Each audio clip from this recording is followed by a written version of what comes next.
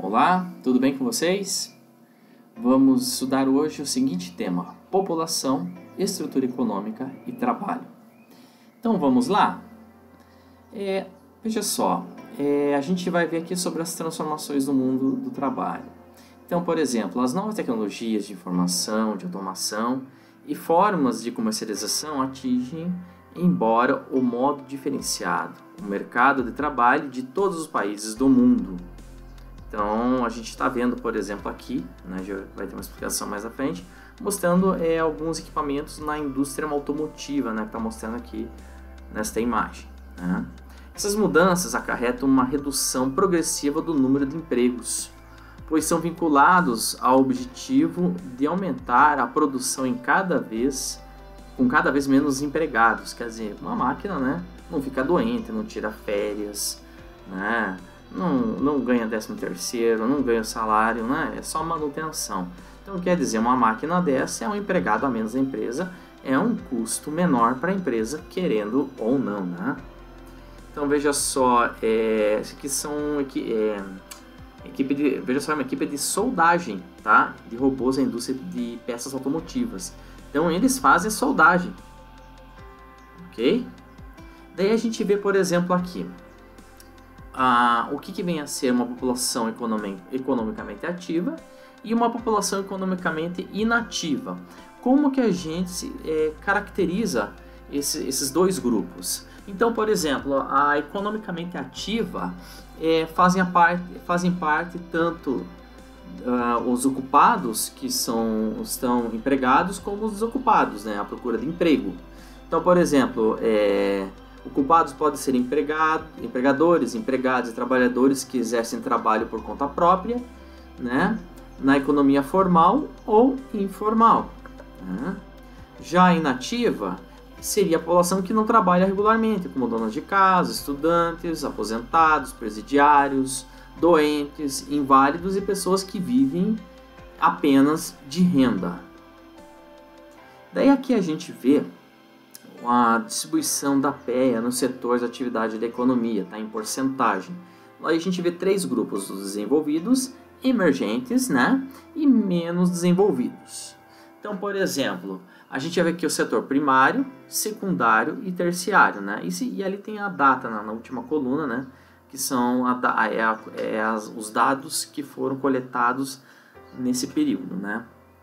Então, assim, o setor primário envolve a matéria-prima, né, a extração da matéria-prima da natureza. Secundário é quando você pega essa matéria-prima e manufatura, transforma em alguma coisa. E o terciário é a prestação de serviço. Daí, por exemplo, nos países desenvolvidos, como Áustria e Itália, o setor primário corresponde lá a Áustria 5,5% e a Itália 5,9%. Setor secundário, já perceberam que, assim, vamos voltar um pouquinho aqui, que o setor primário dos países envolvidos é pequeno, ok? Nos emergentes, a gente vê já que é um pouquinho maior, é uma questão intermediária. Já nos países menos desenvolvidos, que seriam considerado o terceiro mundo mesmo, que é o Peru e a Etiópia, já você vê, por exemplo, a Etiópia é 85% do PEA, que é a produção economicamente ativa, que produz economia para o país, é 85% na Etiópia. Peru chega a 25,8%, né? Daí a gente vê, por exemplo, aqui o setor secundário, que é a manufaturação. Você já percebe que os países envolvidos não tem muito isso. A Etiópia é 5%, Peru é 17%. Já nos emergentes dá em torno de 24% no México e 13,3% no Brasil. E nos desenvolvidos, né, já em média 28,3%. Setor terciário, na Etiópia é 10% só. Peru é 56%. Brasil é 71%, México 61%. Já nos países envolvidos dá em média de 69%, 67% o setor terciário. Né? Então a gente vê que é interessante, mas assim, uma coisa que caracteriza muito o país subdesenvolvido, ele coloca aqui como desenvolvido, é a questão do setor primário. Quanto maior o setor primário, menos desenvolvido é esse país, né? E quanto menor o setor primário, mais desenvolvido o país. Então, o que a gente pode ver bastante essa diferença, como base para a gente identificar né, é o setor primário, ok? Daí a gente vê a questão do desemprego, né? O nível de emprego é uma medida de saúde da economia. Quer dizer, quanto mais emprego, a economia está mais aquecida e está mais sadia. Consideram-se em situação de desemprego as pessoas que estão à procura de emprego, mas não conseguem se encaixar no mercado de trabalho. Ok?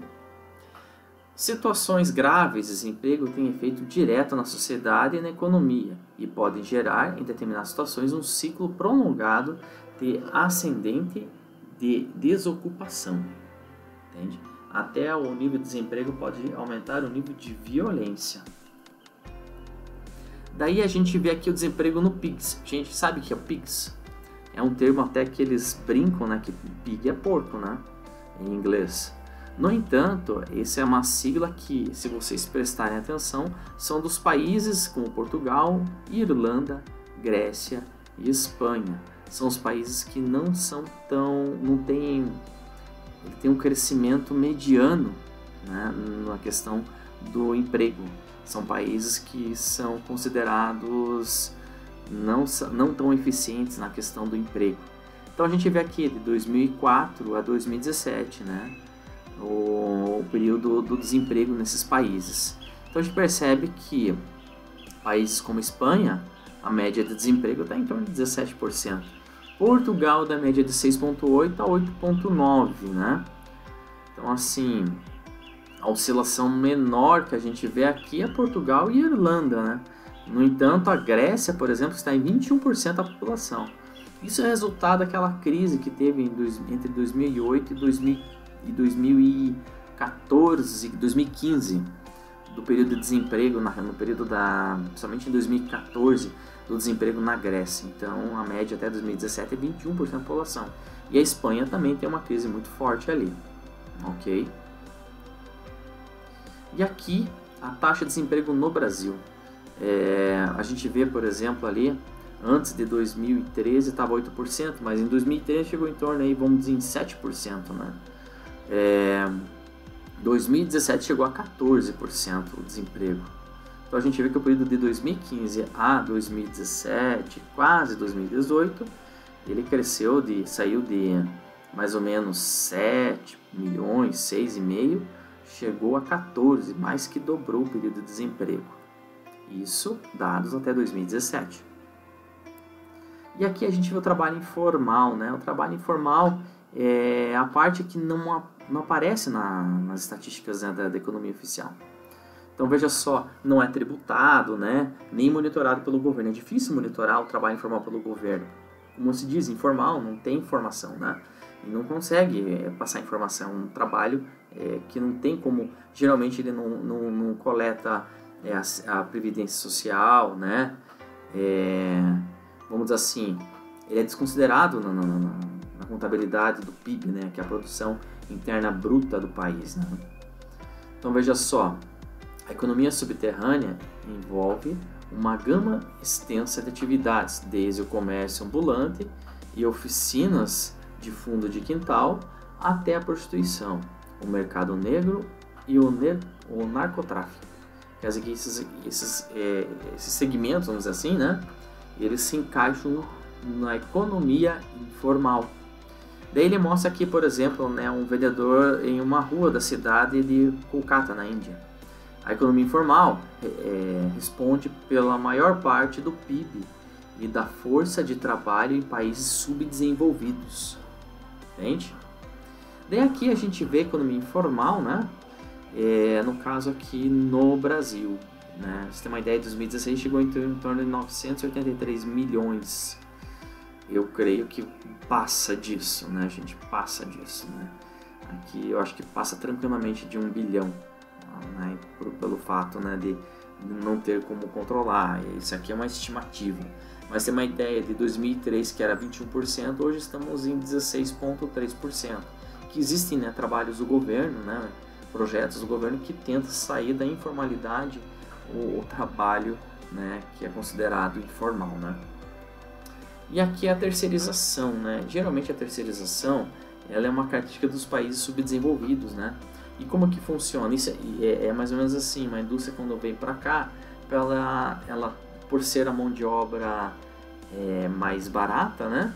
Eles procuram empresas para contratar o serviço deles, ou de repente, por exemplo, uma indústria automotiva, nem tudo é produzido por ela.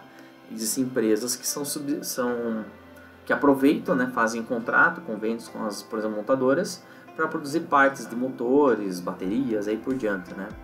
Uma marca bem conhecida aí, por exemplo, a Sony produz as TVs na Zona Franca de Manaus, na mesma indústria onde é produzida a televisão da Philips.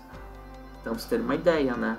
É mais interessante para eles produzirem ali do que abrir uma indústria da Sony, ok? É um exemplo, tá? Daí aqui, que eu posso colocar para vocês aqui, que ele coloca muito a questão da terceirização para a diminuição dos custos no modo geral, né? Como eu já tinha falado, né? E para finalizar, eu quero deixar no versículo para vocês, né, que diz assim: buscai primeiro o reino de Deus e a sua justiça, e todas as coisas vos serão acrescentadas. Mateus 6:33. Que a cada dia vocês possam estar colocando sempre o reino de Deus em prioridade na vida de vocês, e Ele é o seu juiz. O restante Ele acrescenta na vida de vocês. Deus abençoe e que vocês tenham uma boa semana. Tchau, tchau, gente!